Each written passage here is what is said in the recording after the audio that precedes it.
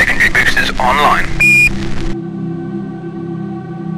Flight control, countdown confirmed. Guidance systems online. Tower, we are go for launch, over. Secondary boosters online. Здравейте, приятели! Аз съм Айхан Юнфая. Както знаете, космоса е много голямо пространство. Хората не се допускат. Но има един много малък процент от хора, наречени астронавти, космонавти, които са били там и са видели, меко казано, плашещи неща. И именно днес в този видеоклип, приятели, ще споделя с вас какво са видели именно астронавтите и космонавтите в откритият космос. Предполагам, знаете каква е моята цел. До началото на месец февруари да постигна 100 000 абонати. Бих се радвал на помощ от ваша страна с един лайк, един коментар и абониране с камбанка. Сега ви желая приятно гледане, приятели! Както е известно, при подбора на космонавти, кандидатите ги тестват не само физически, но и психически. Следователно, няма причина да не вярваме на историите, разказани от астронавтите, които са се срещнали с странни и необичайни явления в космоса. Представете си за момент, че сте сами на разстояние от стотици километри от Земята и изведнъж виждате някаква странност, която не може да бъде обяснена. Да, астронавтите са смели хора. Те отлитат към безкрайната мистерия, известна като космос, без да знаят какво ги чака от другата страна. Те просто имат мисия, но понякога се случват непланирани и неразбираеми неща. Днес ще ви разкажа няколко истории за астронавтите от целия свят, станали свидетели за необясними неща. Китайският астронавт е чул странно тропане отвън на своя звездолет. През 2003 година Ян Лиуей е станал първият китайски астронавт, изпратен в космоса. Той е бил на борда Шанчжоу 5. Една нощ на 16 октомври е чул много странен звук отвън. От думите на самият космонавт е изглеждало, че сякаш някой чука. Шума е бил подобен на този, сякаш някой е удрил с дървен чук по железен черпак. Също така той е споделил, че е било много трудно да се идентифицира точно откъде идва звукът. Нито отвън, нито отвътре. Като се има предвид, че пространството е вакуум и че звукът се нуждае от среда. Тези зловещи твърдения са били поставени под въпрос, но по време на следващите мисии на Шанчжоу 5 в космоса, двама други китайски астронавти също са чули подобни почуквания. Този неразбираем и странен звук все още е загадка до наши дни и никой не може да каже какво е това. Имало е само предположение, че това е характеристиката на самият космически кораб.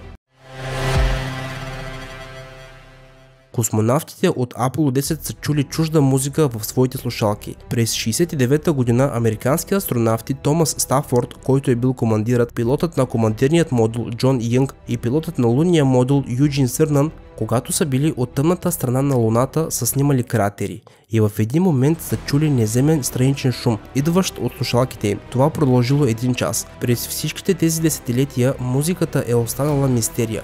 Никой не е успял да разгадае това. И преди години се е появила версия, в която се е твърдяло, че звукът се е дължал на радиосмущения между космическите кораби. Но въпреки това отново е изглеждало странно. Тримата астронавти са кръстили това извънземно явление с името първата космическа музика. Нил Армстронг и НЛО. През 1975 година бившият ръководител на комуникационните системи на НАСА е написал в книгата си, че няколко секунди след като Армстронг е стъпил на Луната, два НЛО кораба са надвиснали над главата му. Едуин Олдрин е направил няколко снимки. Някои от тези снимки са били публикувани в издание на списание People през юни 1975 година. След като Армстронг е стъпил на Луната, е имало 2 минути радиомълчание. От НАСА са твърдели, че причината е прегряване на една от двете телевизионни камери, което е нарушило приемането. Но какво всъщност се е случило на този ден? Нил Армстронг никога не е коментирал този инцидент, но доста надежни хора са потвърдили, че през 1969 година американците не само са кацнали на Луната, но и са били участници в една от най-значимите извънземни срещи на всички времена. Руски космонавти са видели нещо невероятно. На 5 май 1981 година героят на Съветският съюз, пилот-космонавт, генерал-майор Владимир Каваленок, когато е гледал през илюминатора на орбиталната космическа станция на Салют, е станал свидетел на нещо необяснимо. В отличие от американските космонавти, той открито е разказал всичко, каквото е видял в пресконференцията в Москва, когато се е върнал на Земята. Много космонавти са виждали явления, които не могат да бъдат обяснени. В течение на 10 години аз никога не съм говорил за такива неща. Вие ме попитахте какво се е случило на 5 май 1981 година около 6 часа вечерно време. По време на мисията на Салют ние бяхме над района на Южна Африка и се движихме по посока на Индийският океан. Правях няколко гимнастични упражнения, докато в един момент чрез илюминатора видях обект, който не мога да опиша. Гледах този обект и разбирах, че по законите на физиката той не може да бъде обяснен. Отстрани изглеждаше, че се движи към нас. След което се случи нещо подобно на взрив от златна светлина, а след 2 секунди последва вторият взрив. След което се появиха две много красиви сфери и след това бял дим. Преди да се бяхме потопили изцяло в зоната на здрача, се движихме на изток. Когато влязохме в тъмнината на земната сянка, повече не успях да ги видя. Съветският космонавт Владислав Волков след първият си полет в космоса е споделил своите впечатления в тесен кръг от приятели, а именно, че по време на полета му се е струвало, че някаква непозната, но много мощна сила е проникнала в ума му и мислено го е връщала в детските му години. Започвал е да мисли за своят роден град. Преди своят втори и последен полет Владислав е прочел няколко реда от своите записки на своите приятели. Отдолу земята свети през нощта. Чух лай на куче. Струва ми се, че това е гласът на нашото хъски, а след това плач на дете. Невъзможно е да опиша това, което чувствам. Трябва да го почувствате. Вселената сякаш ме зове. Тя говори, тя разговаря с мен. Явно не е споделил на лекарите какво е почувствал след първото му излитане. Иначе нямаше да бъде допуснат в космоса за втори път. 2 дни след като е написал тези редове, Владислав Волков, Виктор Пацаев и Григорий Доброволски са се задушили от разхерментиране на борда на космически кораб Съюз-11. 9 октомври 1995 г. в Новосибирск старши изследователят в Центъра за обучение на космонавти Сергей Кричевски е докладвал за невероятни неща. Докато астронавтите са в космоса, често тяхното състояние се променя. Съзнанието също. Виждат поразителни картини от миналото или от бъдещето, даже и някои извънземни цивилизации. Кричевски е имал много различни признания от своите колеги. Той е видял своите лапи. Бил е динозавър, който е вървял с тежки походки и не е бил сам. Чувал как крещи и всичко около него е вибрирало. Това е един от примерите, е споделил Сергей.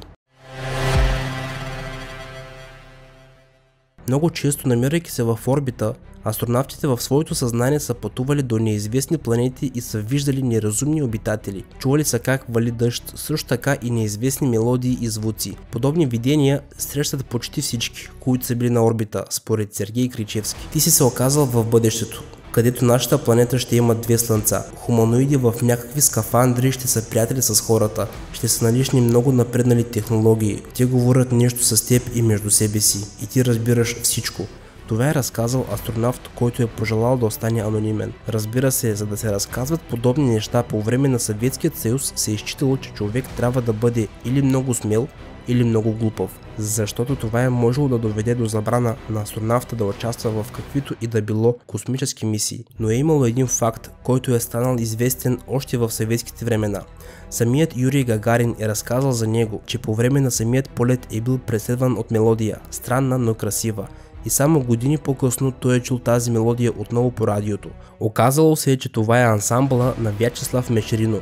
Гагарин не е бил фен на музиката, а още повече на електронната. През 1961 година в Съветският съюз даже е нямало подобен термин като електронна музика.